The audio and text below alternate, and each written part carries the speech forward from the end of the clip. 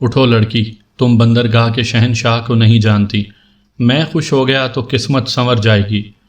گیپن نے شکیلا کی طرف ہاتھ بڑھایا اور پھر چونک پڑا۔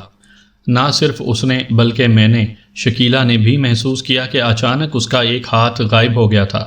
گیپن نے دوسرے ہاتھ سے اپنا ہاتھ ٹٹولا اور پھر اس کی چیخ نکل گئی۔ بہت سے لوگ چونک کر کھڑے ہو گئے تھے۔ ارے میرا ہاتھ، میرا ہاتھ، میرا ہاتھ! گیپن چیخ رہا تھا اور پھر اچانک وہ ایک طرف لڑک گیا۔ اس کی ایک ٹانگ چھوٹی ہو گئی تھی۔ تب تالوت جھکا اور اس نے منہ سے پھونک ماری۔ پورے حال میں ہنگامہ ہو گیا تھا۔ گیپن کسی تنکے کی طرح اچھل کر دور جا گرا تھا۔ میں نے گہری سانس لی۔ لوگ گیپن کی طرف متوجہ تھے۔ انہوں نے دیکھ لیا تھا کہ ہماری طرف سے کچھ نہیں ہوا، ہم تو خاموش بیٹھے تھے۔ نہ جانے گیپن کو کیا ہو گیا تھا۔ شکیلا کھلکھلا کر ہنس پڑی۔ پھر اس نے کافی کی پیالی میز پر رکھ دی۔ میرا خیال ہے اٹھ ہی جائیں، یہاں سے کہیں اور چلیں۔ بل کی رقم رکھ دو عارف، تالوت نے کہا اور میں نے جیب سے چند نوٹ نکال کر میز پر ڈال دیے۔ گیپن کے گرد تقریباً سارے ہی حال کے لوگ جمع ہو گئے تھے۔ دروازے خالی تھے۔ ہم اطمینان سے دروازے سے نکل آئے۔ ہمیں روکنے والا کوئی نہیں تھا۔ ہم اس ہوٹل سے ہی کافی دور نکل آئے۔ ہمارا رخ سمندر کے ساحل کی طرف تھا۔ اب اس کا کیا ہوگا مسٹر یوسف؟ شکیلا نے پوچھا۔ کچھ نہیں ہوگا، بس ایک ہاتھ غائب اور ایک ٹانگ چھوٹی، اور وہ ہمیشہ رہے گی۔ ہاں، میرا خیال ہے بہت سخت سزا ہے۔ اب دے دی گئی، کچھ نہیں ہو سکتا، تالوت نے جواب دیا۔ ہم چلتے رہے اور پھر چلتے چلتے تالوت نے رفتار سست کر دی اور میرے کندھے کو دبایا۔ میں نے آہستہ سے کہا، یار تھوڑی سی تنہائی دے دے۔ اوہ ویری گڈ، واقعی؟ میں نے چونک کر کہا۔ ہاں، تالوت نے گردن ہلا دی۔ اوکے، میں نے مسکراتے ہوئے کہا اور ہم آگے بڑھتے رہے۔ پھر ہم سمندر کے خالی حصے میں پہنچ گئے۔ یہاں چاروں طرف ٹھنڈی ٹھنڈی ریت اور ٹھنڈی ٹھنڈی چاندنی بکھری ہوئی تھی۔ تالوت، میں نے اسے آواز دی۔ میں تو اس ٹیلے پر لیٹ کر ماضی کا سفر کروں گا۔ ٹھنڈی ریت مجھے بچپن سے پسند ہے۔ اوہ، کیا بچوں والی حرکت ہے، آؤ چہل قدمی کریں گے۔ تم لوگ کرو، مجھے تھوڑی دیر کے لیے تنہا چھوڑ دو، میں نے کہا۔ تمہاری مرضی، آؤ شکیلا، تالوت نے کہا اور پھر وہ شکیلا کے ساتھ آگے بڑھ گیا۔ میں ریت پر لیٹ کر ان دونوں کو دیکھنے لگا۔ سچی بات ہے، شکیلا بہت خوبصورت تھی۔ میرے دل میں اس کے لیے جگہ تھی، لیکن دل لگانے کا کاروبار تو میں نے عرصہ دراز سے چھوڑ دیا تھا۔ اب تو اس کی ضرورت بھی نہیں رہی تھی۔ چنانچہ تالوت کو اس کی طرف مائل دیکھ کر مجھے کوئی احساس نہیں ہوا، بلکہ اس التفات میں مجھے خود دلچسپی محسوس ہونے لگی۔ ویسے عجیب تھا یہ جن زادہ بھی، خود مجھے اس سے عشق کا مشورہ دے رہا تھا، اور اب میرے ہونٹوں پر مسکراہٹ پھیل گئی، اور پھر نہ جانے کیوں میرے ذہن میں ماضی کی کچھ تصاویر ابھرنے لگیں۔ کیسی عجیب زندگی ہے میری بھی، تردد سے پاک لیکن اضطراب سے بھرپور، دونوں خیال ایک دوسرے کی نفی۔ شاید احساس کو سکون نہیں مل سکا ہے۔ یہ خیال ذہن کے گوشوں میں موجود ہے کہ میں وہ زندگی نہیں گزار رہا جو میرے آباء و اجداد گزارتے آئے ہیں، اور وہ زندگی، سکون کی زندگی، مجھ سے کافی دور ہے۔ میں کسی کے کاندھے کے سہارے چل رہا ہوں، اور کسی وقت بھی یہ سہارا ہاتھ سے نکل سکتا ہے۔ نہ جانے کب تک خیالات میں گم رہا، پھر تالوت کی آواز نے ہی خیالات کا طلسم توڑا۔ میں نے کہا، مولانا پھر سو گئے کیا؟ نہیں، جاگ رہا ہوں، میں اٹھ کر بیٹھ گیا۔ تالوت اور شکیلا بھی میرے پاس ہی بیٹھ گئے تھے۔ کیا سوچ رہے تھے؟ کوئی خاص بات نہیں۔ کیا خیال ہے واپس چلیں؟ چلو، چہل قدمی کا موڈ تو اب نہیں ہوگا، چنانچہ ہوا کی سواری کی جائے۔ ٹھیک ہے، چنانچہ تم دونوں آنکھیں بند کرو، تالوت نے کہا، اور پھر آنکھیں تنویر محل ہی میں کیوں نہ کھلتی۔ ہم اسی کمرے میں تھے۔ یہ کیسا سفر ہے یوسف صاحب، ہمیں اپنے جسم تک متحرک نہیں معلوم ہوئے، شکیلا نے کہا۔ ہوا کے سبک ذرات ہمارے بدن میں منتقل کر دیتے ہیں۔ اس سے زیادہ تفصیل میں خود نہیں جانتا، مجھے صرف عمل آتا ہے، تھیوری نہیں، تالوت نے جواب دیا اور پھر مجھ سے بولا، آؤ عارف، ایک بار پھر ماحول کا جائزہ لے لیں۔ شکیلا، تم آرام کرو۔ آؤ، میں نے کہا اور ہم دونوں کمرے سے نکل آئے۔ میرا خیال ہے صبح کو ہم تنویر صاحب سے بات کر لیں اور پھر یہاں سے نکل چلیں، کہیں اور چلیں گے، جیسے تمہاری مرضی۔ یار ایک اور خاص بات میں تمہیں بتانا چاہتا ہوں۔ کیا؟ میں اس لڑکی کو پسند کرنے لگا ہوں۔ مبارک ہو، دل سے مبارک ہو، لیکن اچانک کیسے؟ بس یار، جو کچھ ہوا اچانک ہی ہوا، لیکن تمہیں طالوت کی قسم کھانی پڑے گی۔ کس بات پر؟ جو کچھ کہو گے سچ کہو گے۔ ہاں ہاں پوچھو کیا بات ہے؟ نہیں، پہلے قسم کھاؤ۔ اور پھر طالوت نے پیچھے پڑ کر مجھے قسم کھلوائی، پھر بولا، اگر میں اس لڑکی سے راہ و رسم بڑھا لوں تو تمہیں دکھ تو نہیں ہوگا؟ طالوت کی قسم نہیں۔ اوہ شکریہ میرے دوست، تمہارے الفاظ میں خلوص اور سچائی ہے، مجھے اعتماد ہے۔ سنو، وہ بھی مجھے چاہنے لگی ہے۔ اعتراف کیا اس نے؟ ہاں، طالوت نے بھونڈے انداز میں شرمانے کی اداکاری کرتے ہوئے کہا، اور میں نے اس کی پشت پر ایک دھپ رسید کر دی۔ طالوت ہنسنے لگا تھا۔ یار عارف، کیوں نہ ہم زندگی میں تھوڑی سی تبدیلی لائیں؟ کیسی تبدیلی؟ ہم دونوں شادیاں کر لیں۔ سوار ہو گئی نا عورت ذہن پر، میں نے مسکراتے ہوئے کہا۔ یہ بات نہیں ہے، خدا کی قسم یہ بات نہیں ہے، بس ایسے ہی سوچ رہا تھا۔ بہرحال میں تمہیں منع نہیں کروں گا۔ اور تم؟ میری اور بات ہے۔ کیوں؟ یار میں شادی نہیں کروں گا۔ آخر کیوں؟ تم خود سوچ سکتے ہو، میری زندگی ہی کیا ہے، سولی پر تو لٹکا رہتا ہوں ہمیشہ۔ تمہاری بات دوسری ہے، تمہاری ساتھی عیش کرے گی اور میں، جس وقت بھی تم مجھ سے جدا ہو گئے میری حیثیت 2 کوڑی کی ہو جائے گی۔ کیا کہہ رہے ہو عارف؟ طالوت سنجیدہ ہو گیا۔ اس میں کون سی غلط بات ہے میرے دوست؟ گویا تمہیں طالوت پر اعتماد نہیں ہے، لیکن سن میرے یار، طالوت اپنے باپ کی قسم کھاتا ہے، جب تک وہ زندہ ہے حالات کچھ بھی ہو جائیں وہ تجھے نظر انداز نہیں کرے گا، وہ ہمیشہ تیری بہتری کی تلاش میں رہے گا۔ وہ تو ٹھیک ہے طالوت، لیکن اب بھی لیکن کی گنجائش رہ گئی ہے، طالوت نے شکایتی انداز میں کہا۔ نہیں، میرا مطلب ہے ابھی تو میری نگاہ میں سمجھ گیا، بہرحال ہم تلاش شروع کر دیں گے۔ تمہیں اجازت مل جائے گی؟ میں نے سوال کیا۔ بتاؤں گا ہی نہیں وہاں، میرا خیال ہے خاصی خطرناک بات رہے گی۔ وہ تو ٹھیک ہے، مگر یہ بھی تو سوچو، میں اپنے ہاں کسی سے شادی نہیں کروں گا، اور پھر اگر میری زندگی میں کوئی عورت بیوی کی حیثیت سے آئی تو اب وہ شکیلہ ہوگی۔ ہم لوگ قول کے سچے ہوتے ہیں، خدا کامیاب کرے، میں نے خلوص دل سے کہا۔ اچھا، اب ان تنویر صاحب سے نمٹنے کی سوچو۔ تم اتنے بضد ہو تو آؤ انہیں تلاش کریں۔ ابھی تو سو رہے ہوں گے، جگا لیں گے، میں نے کہا۔ تب پھر آؤ، طالوت نے کہا، اور ہم تنویر صاحب کی خوابگاہ کی طرف چل پڑے، لیکن ہمارا یہ خیال غلط ثابت ہوا کہ وہ سو رہے ہوں گے۔ تنویر صاحب کی خوابگاہ سے باتیں کرنے کی آوازیں سنائی دے رہی تھیں۔ 2-3 افراد تھے۔ جلدی جاگ جاتے ہیں یہ لوگ، طالوت بولا۔ ہاں، مگر دوسری آوازیں مسز تنویر کی ہوں گی۔ تب کیا خیال ہے؟ آخری عمر میں ہے یار، دستک دو، طالوت نے کہا، اور میں نے دستک دی۔ کون ہے؟ اندر آ جاؤ، تنویر صاحب کی آواز ابھری، اور ہم دونوں دروازہ کھول کر اندر داخل ہو گئے۔ اندر تنویر صاحب، بڑی ماں اور افشاں تینوں موجود تھے۔ ہمیں دیکھ کر تنویر صاحب اور بڑی ماں کی جو حالت ہونی چاہیے تھی وہی ہوئی۔ البتہ افشاں حیرانی سے ہم دونوں کی شکلیں دیکھ رہی تھی۔ تنویر صاحب اور بیگم تنویر سکتے کے عالم میں تھے۔ پھر تنویر صاحب کا ہاتھ تکیے کے نیچے رینگ گیا، اور ہم نے صاف محسوس کیا کہ اب ان کے ہاتھ میں پستول ہے، لیکن پستول چادر کے نیچے چھپا ہوا تھا۔ ہمیں بیٹھنے کی اجازت نہیں ملے گی، طالوت نے کہا، اور تنویر صاحب سنبھلے۔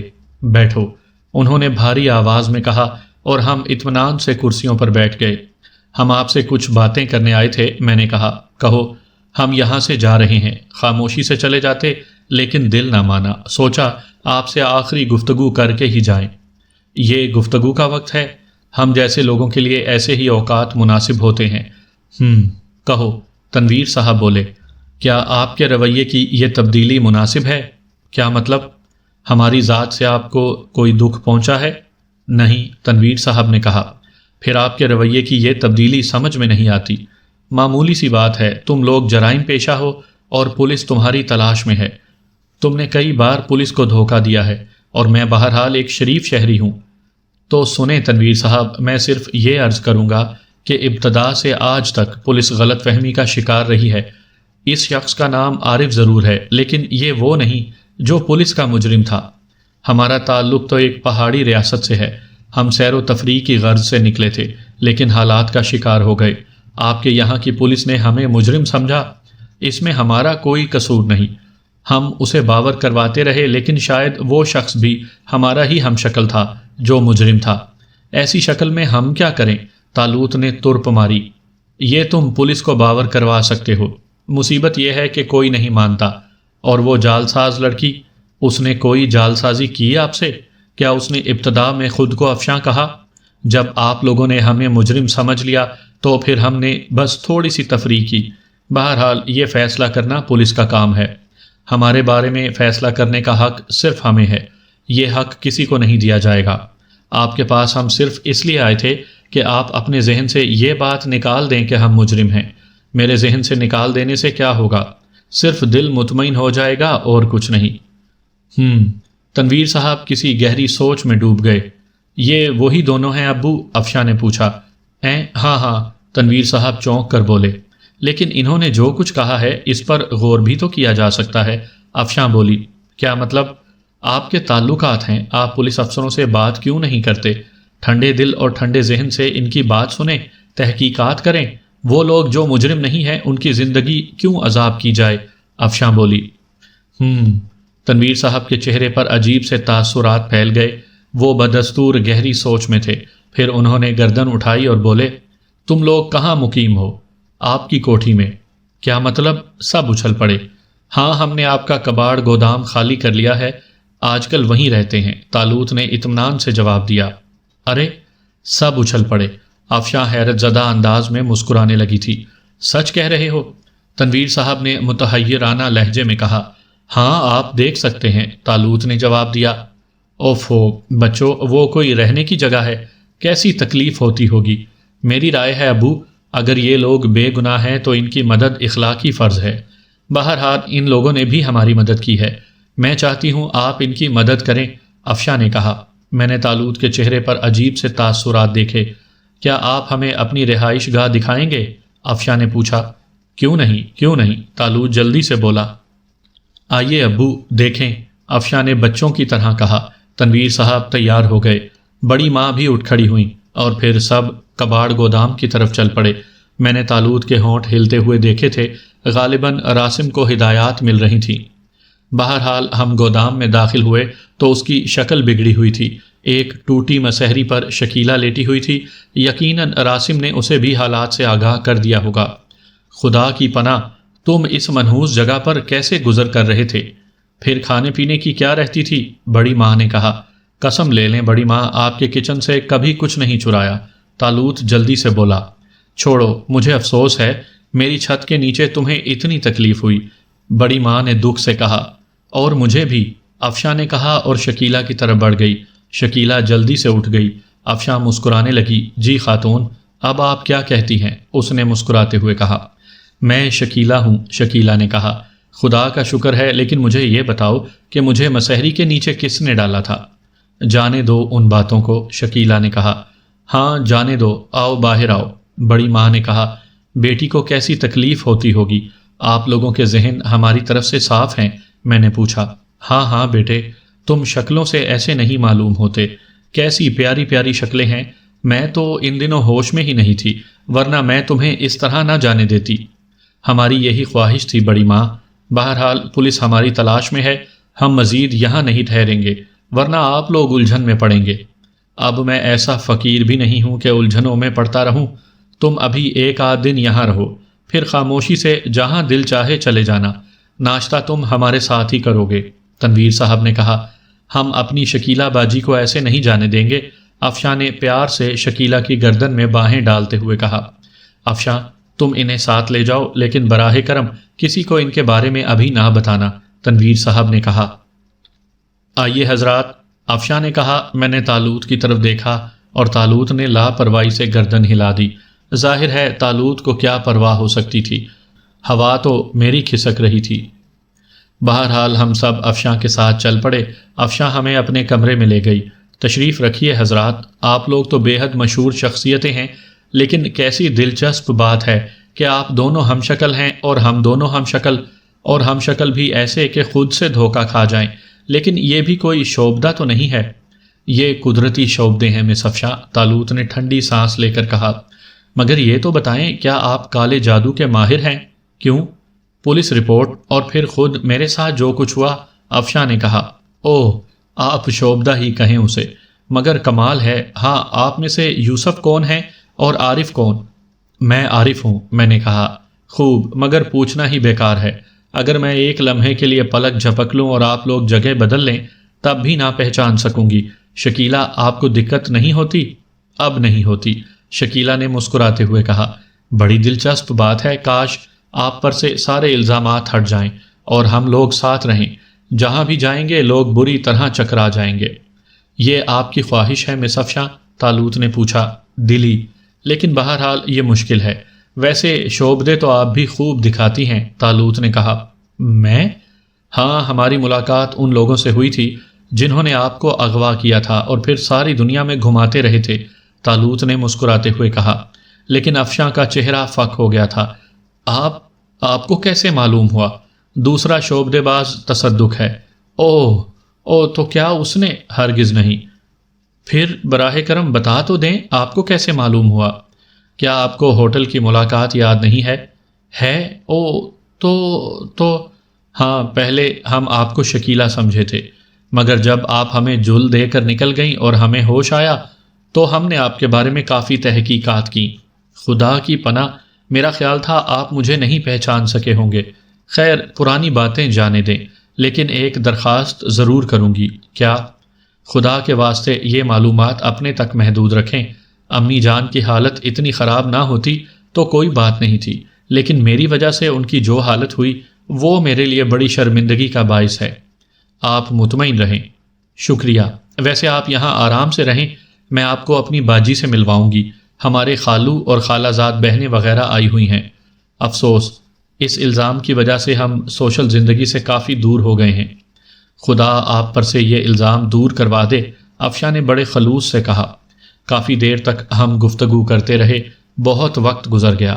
تب ایک ملازمہ نے ناشتہ لگ جانے کی اطلاع دی اور افشاں نے کہا، آئیے، ناشتہ تیار ہے۔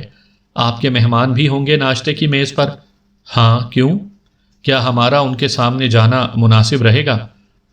آئیے، کیا حرج ہے، افشاں نے کہا، اور ہم اس کے اصرار سے مجبور ہو کر اس کے ساتھ چل پڑے۔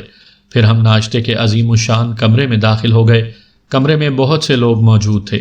ہم نے سب کو نہیں دیکھا، لیکن چند آوازوں نے ہمیں اپنی طرف متوجہ ضرور کیا تھا۔ ارے ارے، اور ہماری نگاہیں بھی سامنے اٹھ گئیں، اور پھر ہماری حیرت کی بھی انتہا نہ رہی۔ یہاں کئی جانی پہچانی شکلیں نظر آئی تھیں، اور یہ شکلیں نواب جلال الدین، سیمی اور احسان کی تھیں۔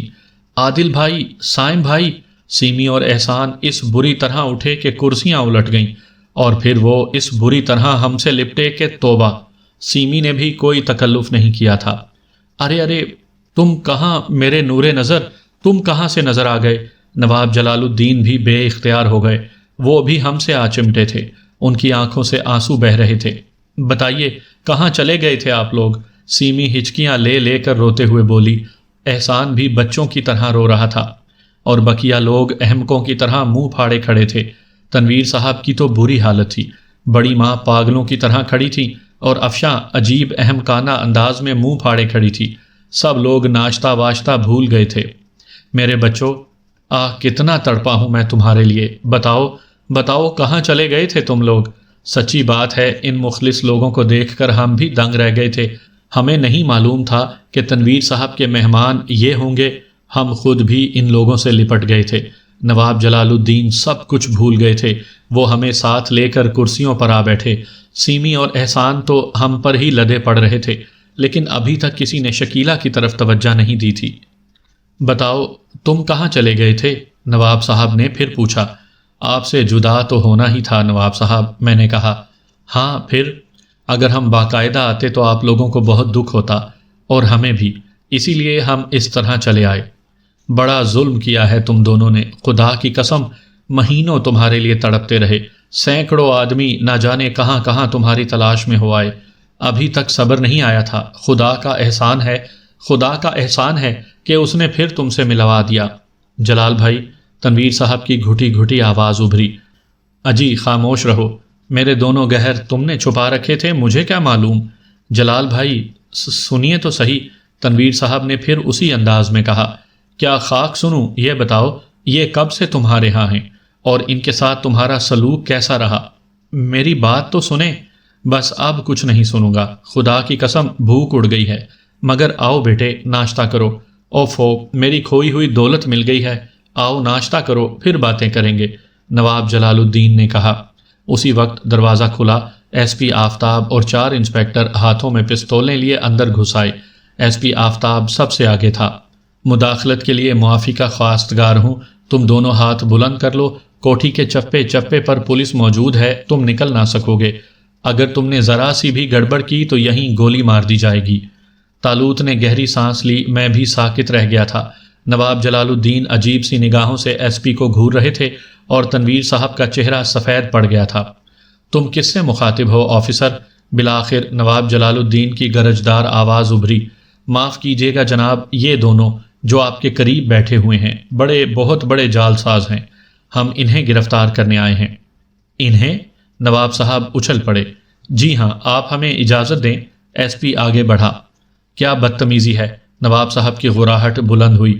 پیچھے ہٹو، get out, I said get out. نواب صاحب حلق پھاڑ کر دھاڑے اور پھر وہ تنویر صاحب کی طرف مڑے۔ تنویر، یہ تمہاری کوٹھی ہے یا جوئے کا اڈا؟ یہاں پولیس اس طرح گھس آتی ہے؟ تنویر صاحب کے تو حواس ہی جواب دے گئے تھے، وہ پاگلوں کی طرح ایک ایک کی شکل دیکھ رہے تھے اور نواب جلال الدین کا چہرہ غصے سے سرخ تھا۔ آپ سمجھنے کی کوشش کیجئے محترم، یہ دونوں، آفتاب نے کہنا چاہا۔ ایس پی، تم قانون کے محافظ ہو، میں تم سے اس سے زیادہ کچھ نہ کہہ سکوں گا کہ ان دونوں کی شان میں گستاخی کا دوسرا لفظ نہ نکلے، اور اس کے بعد میں تم سے وارنٹ طلب کرتا ہوں۔ ان دونوں کے لیے تو ہدایات ہیں جناب کہ اگر زندہ گرفتار نہ ہوں تو گولی مار دی جائے، آفتاب نے کہا۔ اور یہ بھی ہدایات ہیں کہ صاحب خانہ کی اجازت کے بغیر ہر جگہ گھس جاؤ، نواب جلال الدین بولے۔ ان کی تلاش میں تو یہ بھی جائز ہے، خواہ بعد میں حکومت کو کتنا ہی بڑا جرمانہ ادا کرنا پڑے، لیکن اس وقت میں صاحب خانہ کی طلب کرنے سے آیا ہوں۔ کیا مطلب؟ نواب جلال الدین نے اس بار تنویر صاحب کی طرف گھور کر دیکھا۔ وہ دراصل یہ حقیقت ہے، تنویر صاحب کی آواز مشکل سے نکل سکی تھی۔ بہت خوب، ٹھیک ہے ایس پی صاحب، ان دونوں کے جتنے جرائم ہیں میں ان میں برابر کا شریک ہوں، براہ کرم مجھے بھی گرفتار کر لیا جائے۔ جلال بھائی، تنویر صاحب گھبرا کر بولے۔ اٹھو، نواب جلال الدین نے سیمی، احسان وغیرہ سے کہا اور سب اٹھ کھڑے ہوئے۔ جلال بھائی سنیے تو صحیح، تنویر صاحب پریشانی سے بولے۔ تنویر، بے تکلفی کے لیے معافی چاہتا ہوں، دنیا کے بدبخت ترین انسان ہو جو ان فرشتوں پر پرخاش رکھتے ہو، میں اس کی وجہ بھی نہیں معلوم کروں گا۔ بہرحال اگر تم نے کوئی بہت بڑا کارنامہ انجام دیا ہے اپنی دانش میں، تو بہرحال تمہیں یہ سوچنا چاہیے تھا کہ میں بھی یہاں موجود ہوں، میری موجودگی میں پولیس نہیں آنی چاہیے تھی۔ بہرحال شکریہ، ان لوگوں کو تم نہیں جانتے، میں جانتا ہوں، اور جس گھر میں ان کی بے عزتی ہو وہاں میں ایک پل نہیں رہ سکتا۔ بات کچھ غلط فہمی کی ہے جلال بھائی، تم جانتے ہو میں ضدی آدمی ہوں، میں اب یہاں نہ رہ سکوں گا۔ سیمی، واپس چلو، وقتی طور پر کوئی ہوٹل مناسب رہے گا، پھر ہم کسی مکان کا بندوبست کر لیں گے۔ اور ایس پی، تم سنو، ان کے ہاتھوں میں ہتھ کڑیاں ڈالنے کا تصور ذہن سے نکال دو۔ میں نواب جلال الدین آف جلال آباد ہوں، تمہارا ہوم سیکرٹری میرا لنگوٹیا دوست ہے، آؤ ٹیلی فون تک چلیں، میں تمہیں اس سے فوری ہدایات دلوا دینا چاہتا ہوں تاکہ تمہاری الجھن دور ہو جائے۔ او نواب صاحب، آپ فرما رہے ہیں، یہی کافی ہے، لیکن میری صرف ایک درخواست سن لیجئے، ایس پی آفتاب نے ہچکچاتے ہوئے کہا۔ ہاں کہو، نواب جلال الدین بولے۔ براہ کرم تصدیق کر لیں، ممکن ہے آپ غلط فہمی کے شکار ہوں۔ تصدیق؟ نواب صاحب اچھل پڑے۔ ارے میاں، تمہیں اگر ان کی حقیقت معلوم ہو جائے تو معاف کرنا، اپنی ملازمت کے لیے پریشان ہو جاؤ گے۔ خیر، پھر میرے لیے کیا حکم ہے؟ ایس پی آفتاب نے بیزار ہوتے ہوئے کہا۔ تم خود فیصلہ کر لو، کیا میں ہوم سیکرٹری سے بات کروں؟ مناسب رہے گا اگر آپ مجھے اوپر سے احکامات دلوا دیں، کیونکہ ان لوگوں کی شخصیت ایسی ہے کہ انہیں گرفتار نہ کرنے پر بھی میں ملازمت سے ہاتھ دھو سکتا ہوں، آفتاب نے کہا۔ آفتاب میاں، میری بات سنو، میرے ساتھ آؤ، تنویر صاحب نے ایس پی کے شانے پر ہاتھ رکھتے ہوئے کہا، اور آفتاب ایک طرف چلا گیا۔ بہرحال وہ کمرے میں ہی تھے۔ میری درخواست ہے اس وقت واپس چلے جاؤ، انہیں گرفتار نہ کرو، ممکن ہے جلال بھائی کو کوئی غلط فہمی نہ ہو، اور کیسی باتیں کرتے ہیں تنویر صاحب، بھلا یہ لفنگے اور… ایس پی نواب جلال الدین دھاڑے۔ میں کہتا ہوں اپنے اختیارات سے ناجائز فائدہ مت اٹھاؤ، اگر تم نے ان کے بارے میں کوئی نازیبا جملہ استعمال کیا تو اچھا نہ ہوگا۔ تنویر صاحب براہ کرم باہر آئیے، آفتاب نے جھنجھلاتے ہوئے کہا، اور پھر وہ دونوں باہر نکل آئے۔ ناشتے کی میز اب بھیک مانگ رہی تھی، بھلا ناشتے کا موڈ کس کا رہا؟ نواب جلال الدین سخت غصے میں تھے، سیمی اور احسان بھی سرخ ہو رہے تھے، افشاں، کمال اور دوسرے لوگ بھی پریشان تھے۔ اور یہ تنویر کو کیا ہو گیا ہے؟ اچھے برے کی ساری تمیز کھو بیٹھا ہے۔ نواب جلال الدین بولے۔ کسی نے کوئی جواب نہیں دیا تھا۔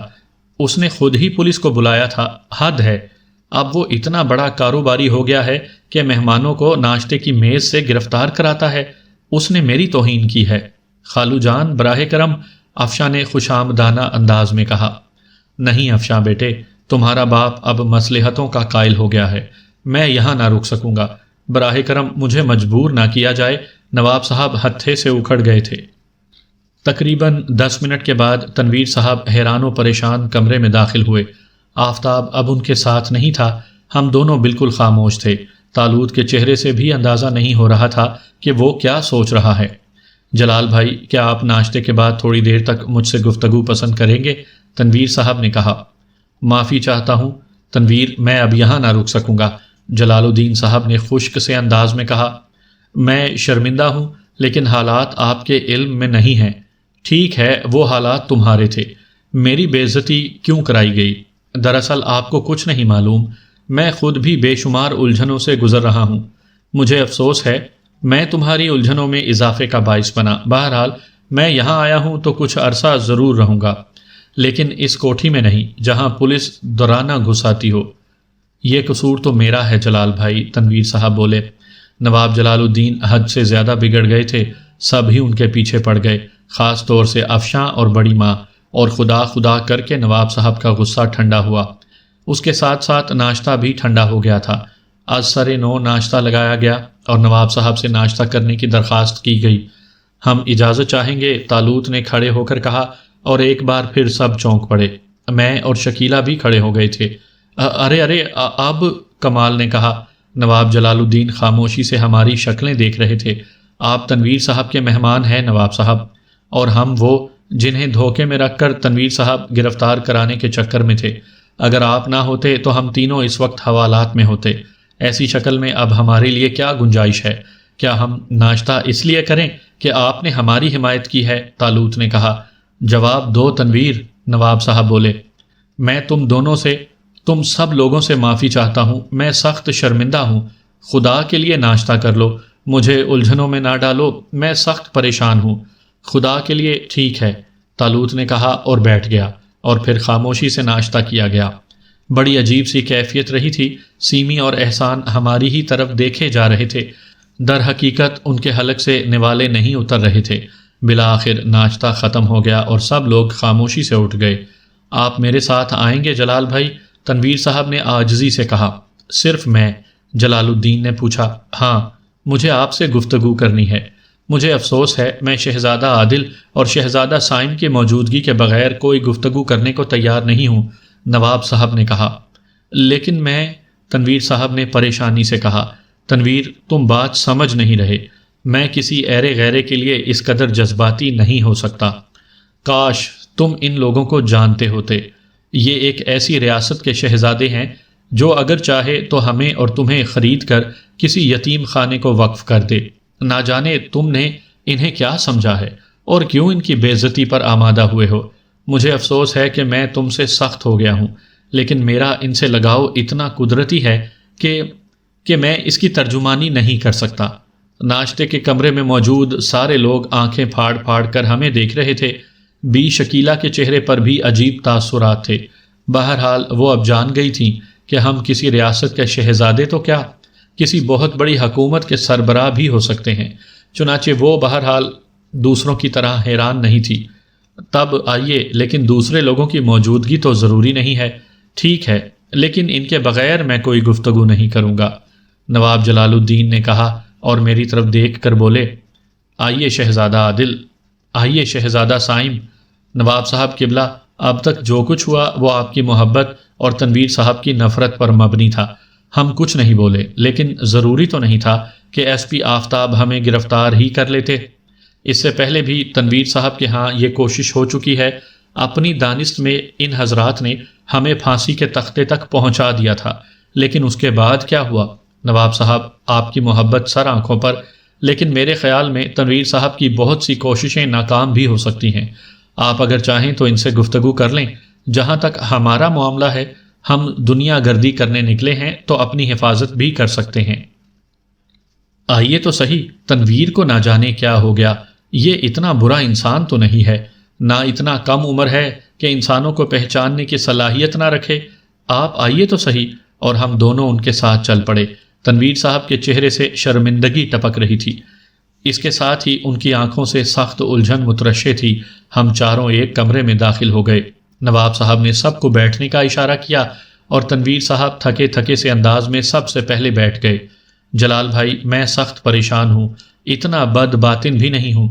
دراصل میری ذہنی کیفیت اس قدر خراب ہو گئی ہے کہ میں کچھ سوچنے سمجھنے کے قابل نہیں رہا۔ براہ کرم ناراضگی ذہن سے نکال کر میری الجھنوں کو سن لیں۔ نواب جلال الدین نے گردن ہلائی۔ ہم دونوں بھی ان کے ساتھ ہی صوفوں پر بیٹھ گئے۔ تب پھر میں تم سے بنیادی سوالات کروں گا میرے بچوں، مجھے اجازت دو۔ ہاں ضرور، طالوت نے کہا۔ آپ لوگوں کی ملاقات کہاں ہوئی؟ جلال الدین نے پوچھا۔ اس کوٹھی میں، یہ دونوں بچے اس لڑکی کے ساتھ جو افشاں کی ہمشکل ہے ٹرین میں سفر کر رہے تھے کہ بیگم کو مل گئے۔ افشاں کی گمشدگی کی تفصیل میں نے تمہیں لکھی تھی۔ بیگم کی ذہنی کیفیت درست نہ تھی۔ تصدق وغیرہ نے ان لوگوں سے ساتھ آنے کی درخواست کی تاکہ بیگم کی ذہنی کیفیت کچھ سنبھل جائے، اور یہ یہاں آ گئے۔ ان سے پوچھو، ان کے ساتھ میرا برا سلوک نہ تھا، لیکن جب مجھے معلوم ہوا کہ یہ دونوں بڑے خطرناک مجرم ہیں تب میں الجھ گیا۔ اور بہرحال کچھ بھی ہو، میرا شمار شریف شہریوں میں ہے، میں قانون کا احترام کرتا ہوں۔ یہ قانون کو جل دے کر نکل بھاگے تھے، اور جب یہ دوبارہ میرے ہاتھ آئے تو پولیس کو اطلاع دینا میرا فرض تھا۔ لیکن تم نے ان سے بھی کچھ پوچھا؟ کیا پوچھتا؟ تنویر صاحب نے کہا۔ تنویر میاں، کیا تصدق وغیرہ کی درخواست پر تمہاری بیگم کے لیے یہ لوگ تمہاری کوٹھی میں نہ آئے تھے؟ کیا تمہارے اوپر ان کا یہ احسان نہ تھا؟ کیا یہ تمہارا فرض نہ تھا کہ تم ان سے بھی ان کے بارے میں معلوم کر لیتے؟ نہیں نواب صاحب، شاید آج ہی ہم سے ہمارے بارے میں معلوم کیا گیا تھا۔ ہم نے تھوڑی بہت تفصیل بتا دی، اس کے بعد ہی پولیس کو اطلاع دی گئی تھی۔ یہ درست ہے، لیکن مجھے تمہاری باتوں پر یقین نہیں آیا تھا، تنویر صاحب نے کہا۔ ٹھیک ہے، میں کیا کہہ سکتا ہوں، طالوت بولا۔ شہزادہ عادل، یہ تنویر کچھ احمق بھی ہے۔ مجھے اجازت دیں کہ میں کسی حد تک آپ کے بارے میں بتا دوں۔ میرا خیال ہے آپ اس کی اس حالت غیر پر ترس کھائیں گے۔ اوہو نہیں، تنویر صاحب ہمارے لیے بھی قابل احترام ہیں، طالوت نے گہری سانس لے کر کہا، اور میری طرف دیکھ کر آنکھ ماری، گویا اشارہ کر رہا ہو ٹھیک ہے، ہونے دو۔ تو سنو تنویر، یہ دونوں ایک پہاڑی ریاست کے شہزادے ہیں، سیر و سیاحت کے شوقین۔ ریاست کا خزانہ اتنا عظیم ہے کہ اس کے بارے میں کچھ نہیں کہا جا سکتا، اور اس کے ساتھ ہی ان دونوں کی شخصیت میں جو عظمت ہے تنویر، تم اس کا ثانی تلاش نہیں کر سکو گے۔ میرے بارے میں تم جانتے ہو میں کس قسم کا انسان ہوں، لیکن سنو میرے دوست، اگر شہزادہ عادل اور شہزادہ سائم میری کھال کی جوتیاں بنا کر پہن لیں تو میں اسے اپنی خوش بختی تصور کروں گا۔ نہ صرف میں بلکہ میری اولاد، میری بیوی، میرا رواں رواں ان کے احسان کے بوجھ تلے دبا ہوا ہے۔ اس سے زیادہ تفصیل میں نہیں بتا سکوں گا۔